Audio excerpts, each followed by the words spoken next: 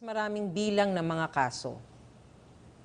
The Philippines has a total of 107,508 hospital beds in the country with a government share of 46% and a private share of 54%.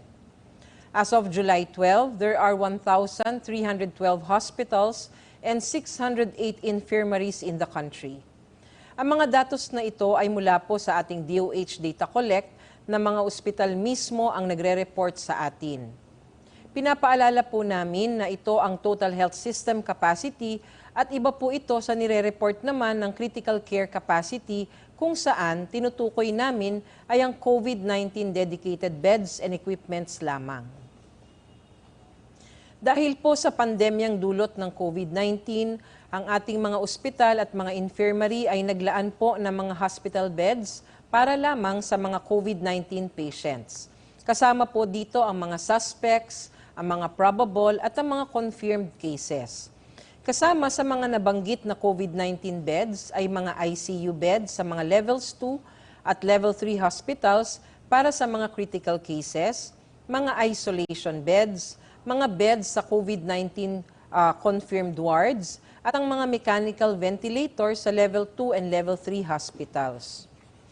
Ang pag-compute po ng percent utilization or bed occupancy rate para dito ay reported occupied beds over equipments,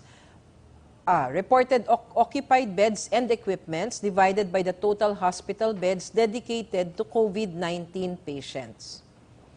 Out of the total licensed beds, meron po tayong 14,945 beds na nakalaan po para sa mga COVID-19 suspect, probable, and confirmed patients. Ito pong beds na ito, kinabibilangan nito ay ang ICU beds, isolation beds, and COVID-19 ward beds. Sa kabuuan, 14% ng total bed capacity ng bansa ang nakalaan para sa COVID-19. Ang 20% ng public beds at 9% ng private beds ay para lamang po sa COVID-19.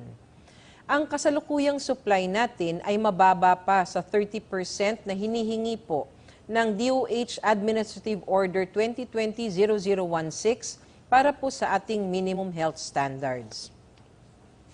Ang percent utilization para sa lahat ng dedicated beds ay nasa 49% or warning zone. Ang ibig sabihin po nito ay ang health system natin ay nag-ooperate pa rin sa normal capacity. What do we mean by warning zone? This means that the health system is not yet overwhelmed. Ngunit isa itong trigger point upang mas mag-signal na kailangan may karampatang kilos na kailangan gawin upang makapaghanda tayo kung tumataas man ang demand. Meron po tayong 1,349 ICU beds, 10,183 isolation beds, 3,413 COVID ward beds, and 1,943 mechanical ventilators na nakalaan lamang para sa COVID-19 patients sa buong bansa as of July 12, 2020. Para naman po sa COVID-19 bed and equipment occupancy from April 20 to July 12, 2020, makikita po sa inyong screen, dito sa figure na ito, ay makikita ang percent occupancy ng beds and equipment dedicated for COVID-19 cases mula April 20 hanggang July 12.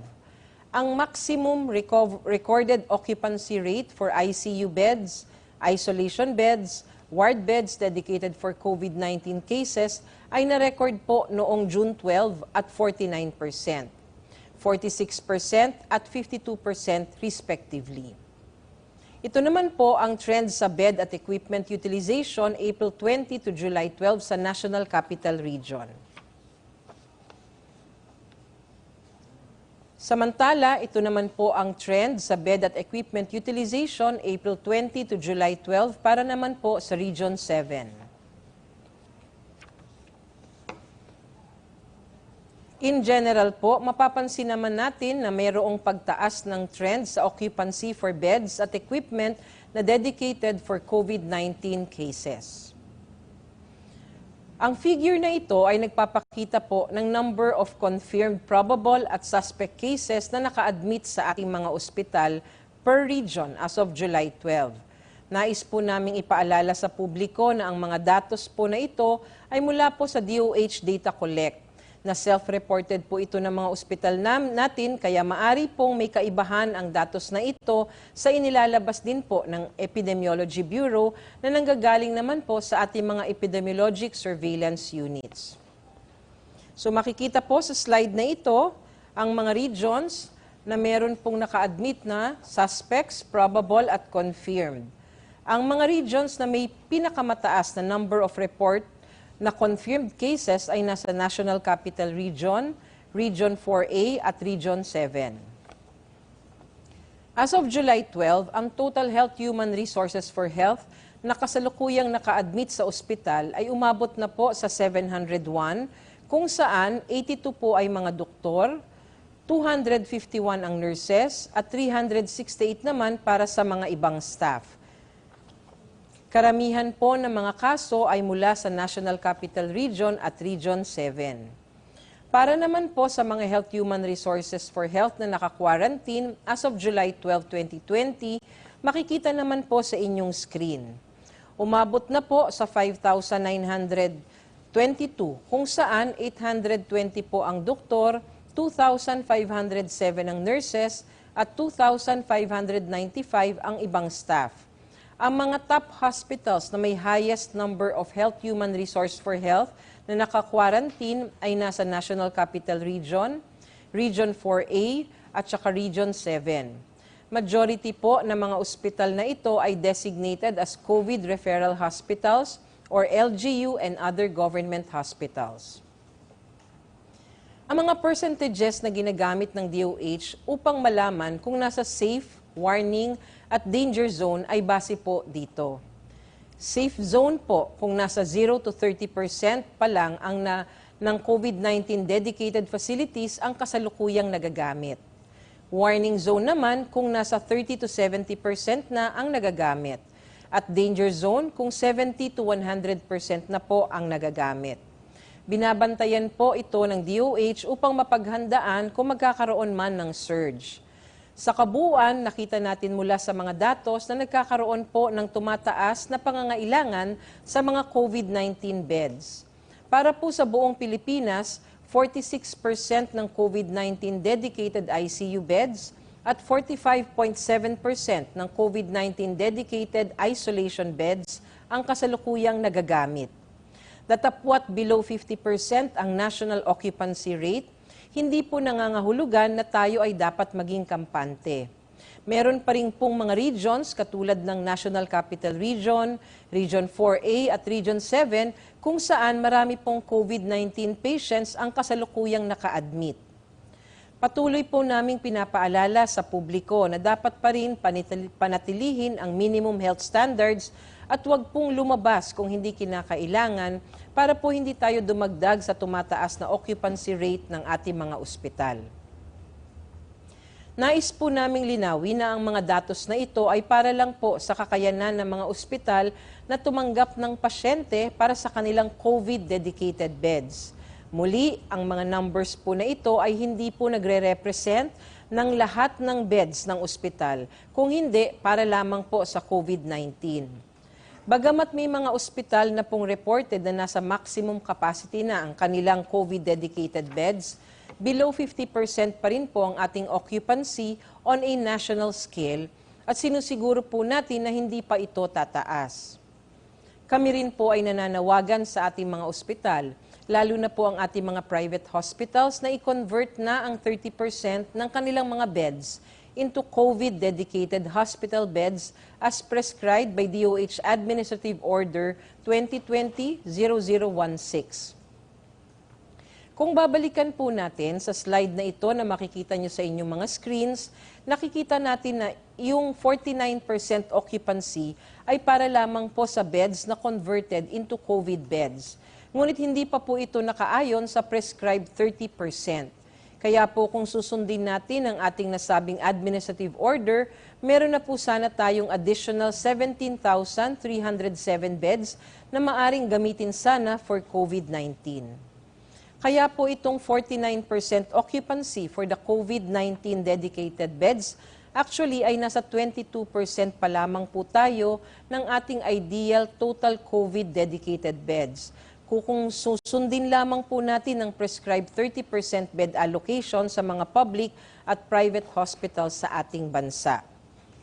Nais po din naming i-emphasize na ang patuloy po na pag-iingat, pananatili sa bahay at pagsunod sa minimum health standards pa rin ang pangunahing strategy natin upang mapigilan ang pagkalat ng sakit at upang hindi na natin madagdagan pa ang mga nagagamit na pasilidad sa ating mga ospital. Para naman po sa case bulletin natin ngayon, araw na ito, makikita po sa inyong mga screen na mula sa laboratory submissions kahapon na na-validate as of 4 p.m. today, July 14, ang ating active cases ay 35,483. Ang total confirmed cases natin sa ngayon ay 57,545, kung saan ang nadagdag po sa araw na ito ay 634 cases. Ang mga kasong naiulat po natin ngayong araw ay mula sa laboratory submissions ng 49 out of 82 licensed laboratories. Meron po tayong 302 fresh cases at 332 late cases. Makikita po natin sa graph kung saang mga region galing karamihan ng ating mga kaso. Sa mga datos ng nakarang araw, meron na po tayong 88 na recoveries na nakita at na-i-report. Maliban po dito, kabilang sa ating data reconciliation at validation efforts ang pagdala ng additional na recoveries mula sa mga kasong na-report mula March hanggang May 31 na naitalang walang simptomas or may mild symptoms. Kaya ang total recoveries po natin sa bansa ay 20,459. Sa deaths naman, may 6 po tayong bagong additional deaths reported. Kaya sa kasalukuyan po ay nasa 1,603 ang total deaths na ating naitatala. Sa 6 na deaths na ito, 4 po ang nangyari ngayong July at 2 po noong June. At sa mga deaths na ito, ang 3 po ay galing sa National Capital Region, 2 ay galing sa Region 7 at 1 po ay galing sa Region 5. Ayon din po sa ating datos, all 6 deaths are aged 60 years and above. Kaya naman po mariin naming pinapaalalahanan ng ating mga elderly population, ang ating mga magulang, ang ating mga lolo at mga lola na maging mas maingat po tayo ngayong panahon ng pandemya. Para naman po sa ating media questions for today, galing po kay Claudette Mocon Siriaco ng Business Mirror.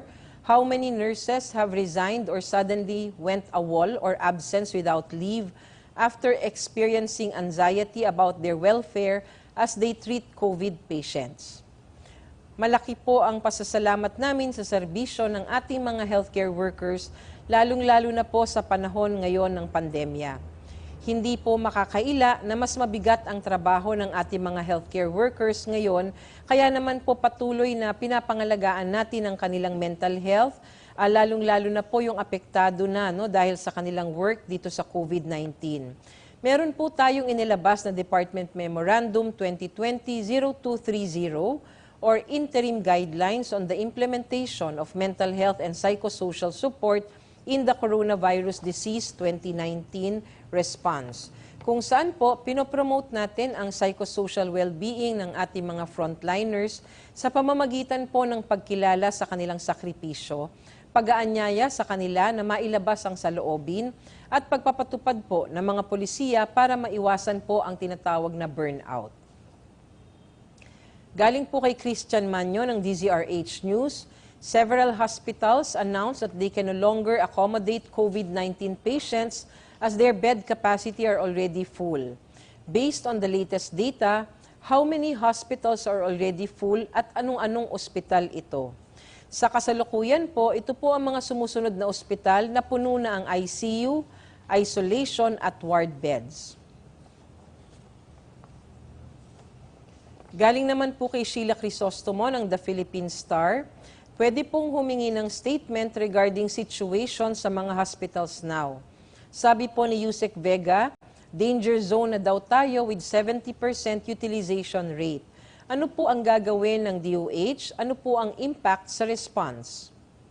Ang percent utilization rate ng COVID-19 dedicated isolation beds ay 45.7% na sa warning zone para sa buong bansa at 73.7% na sa danger zone para naman po sa National Capital Region. Kasama rin po sa nasa warning zone ang Regions 3, Region 4A, Region 7, Region 8, Region 9, and BARM.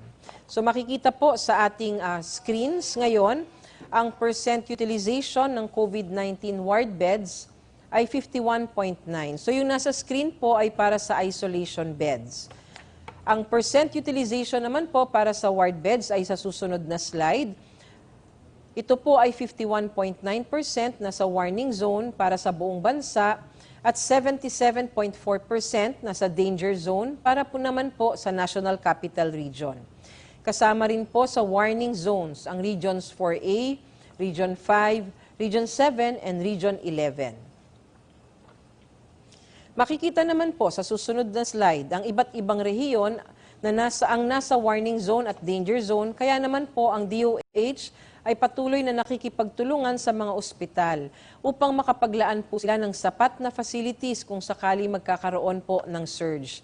Nakikipag-ugnayan din po kami sa mga local government units at temporary treatment and monitoring facilities para magkaroon po ng maayos na referral system upang ang mga mild na kaso mula sa ospital ay mai-refer na lamang po natin sa ating mga TTMFs para ma-decongest ang ating mga ospital. Galing po kay Gerard Anthony Naval ng Malaya, may we ask for the current utilization rates in isolation beds, ICU beds, and mechanical ventilators in private and public hospitals. As of July 12, ito po ang datos para sa National Capital Region COVID-19 dedicated beds or equipment. 61% po ang occupancy rate para sa ICU, 73.7% para sa isolation beds, 77.4% para sa ward beds, at 36.3% para sa mechanical ventilators. Para naman po sa Region 7, ang susunod na slide, as of July 12, 51.1% ang occupancy rate ng ICU beds, 60.2% para sa isolation beds, 67.6% para sa ward beds, at 41.7% para sa mechanical ventilators. Sinusuportahan po ng DOH ang City Government of Taguig sa launching ng kanilang project na Systematic Mass Approach to Responsible Testing or SMART program sa pamamagitan po ng pag-turnover sa kanila ng 2,000 test kits, 150 hygiene kits, and 10,000 personal protective equipment sa Bonifacio Global City. Naglalayon po ang SMART program na mag-target ang lahat ng kanilang mga residents na maitest, lalo na po sa mga mayroong sariling kotse, ngunit hindi makakapagpatest sa ibang testing sites ng Taguig City, katulad po ng ospital at health centers. Ang BGC po ay ang pangalawang drive-thru testing site ng Taguig. Ang isa po ay matatagpuan sa Lakeshore. Atin pong kinakagalak ang mga initiatives na ganito ng ating mga local government units. Isa po itong best practice na naway gayahin din po ng ibang local government units para mapag-igting ang ating contact tracing, testing at isolation. Ito naman pong parte ng ating presser is to clarify my statement with regard to an article published by Business World citing my response to the question asked by Mr. Van Villegas regarding home quarantine. Makikita po sa inyong slide ang ating artikulo. If you review the recording of the media forum that we had yesterday, what I said is that those currently under home quarantine may continue to do so provided that the requirements for home quarantine are met and that proper monitoring of the local governments are being done. Otherwise, they should be transferred to temporary treatment and monitoring facilities. My pronouncement was just a reiteration of my response to an earlier question about the same concern, where I said that there have always been protocols for the conduct of home quarantine which should be strictly met. While we acknowledge that some facts were briefly cited in the article in question implied that DOH is going against the pronouncement of Cabinet Secretary Carlo Nograles regarding home quarantine. To reiterate, my statement yesterday is complementary to what Secretary Nograles said. Kami po sa Kagawaran ng Kalusugan ay nais linawin na ang home quarantine basta na-fulfill po ang mga sumusunod na home care checklist na nakasaad sa ating DOH, DILG Joint Administrative Order on Ligtas COVID Centers. Kung wala pong kakayahan para dito, mas mainam na po na magstay na lang ang ating mga kababayan sa temporary treatment and monitoring facilities upang hindi na po kumalat ang posibleng transmission ng virus. Essentially, the goal is to reduce the risk of community transmission, and we do this by making sure that confirmed cases are isolated and not in contact with anyone else in the community. Kailangan po namin ng tulong ng bawat Pilipino. Magtulungan po tayo upang makapagbigay ng tama at reliable na impormasyon sa publiko. Nagbigay payo po sa atin ang Interagency Task Force kahapon tungkol sa pag-home quarantine ng mga mild cases ng COVID-19. At doon din po sa mga asymptomatic cases or mga kaso ng COVID-19 na walang simptomas. Ang kanila pong advice, iwasan po ang pag-home quarantine ng mga ganitong kaso at kung maaari ay dalhin sila sa isang pasilidad para sa maayos na management at isolation. Ito po ay para maiwasan natin na kumalat pa ang COVID-19 virus sa mga kasama sa bahay at sa buong komunidad. May basihan po ang pangamba nating ito, lalong-lalo na kung ang mga mild at asymptomatic cases natin ay hindi nagagawa ang minimum health standards sa kani-kanilang mga tahanan sa iba't ibang dahilan. Mas mainam na po na mag-ingat at iwasan na lamang ang pagka-quarantine sa bahay upang makasiguro na ang COVID-19 virus ay makontain at nang hindi pa ho tayo makapanghawa sa iba. Para naman po sa publiko, patuloy at mariin pa rin po namin kayong pinapaalalahanan na sumunod ng mabuti sa ating health protocols. Gawin po natin ito para hindi po tayo makahawa o mahawa ng COVID-19. Isaalang-alang po sana natin ang kapakanan hindi lamang po ng ating sarili, kundi maging ang kapakanan ng ating kapwa. Ang mga simpleng paalala po natin ay napapaloob sa mga letrang B, I, D, A or BIDA. B, bawal ang walang mask. I, isanitize ang mga kamay, iwas hawak sa mga bagay. D, dumistansya ng 1 metro. At A, alamin ang totoong impormasyon. Isa puso at isa isip po natin ang 4 na letrang ito. Malaki ang magagawa ng mga preventive measures na ito para sa ating kalusugan at proteksyon. Huwag po tayong maging kampante. Sa halip, patuloy po tayong maging responsable. Alagaan po natin ang ating mga sarili, ang ating mga mahal sa buhay, at ang iba pa hong miyembro ng ating komunidad. Nasa kamay po nating lahat ang kaligtasan at kagalingan ng bawat isa. Tandaan, we can be the solution. Together, we can beat COVID-19. Ang COVID-19 ay panibagong kontrabida sa buhay nating mga Pilipino. Habang unti-unti tayong bumabangon muli, patuloy ang laban natin dito. Para matalo natin ang kontrabida, we can beat the solution. Kaya mong maging bida, basta susundin ito. B. Bawal walang mask. I. Sanitize sa mga kamay. Iwas hawak sa mga bagay. D. Dumistansya ng 1 metro. A. Alamin ang totoong impormasyon tungkol sa COVID-19. Protektahan natin ang sarili at mga mahal sa buhay. Be the solution sa COVID-19.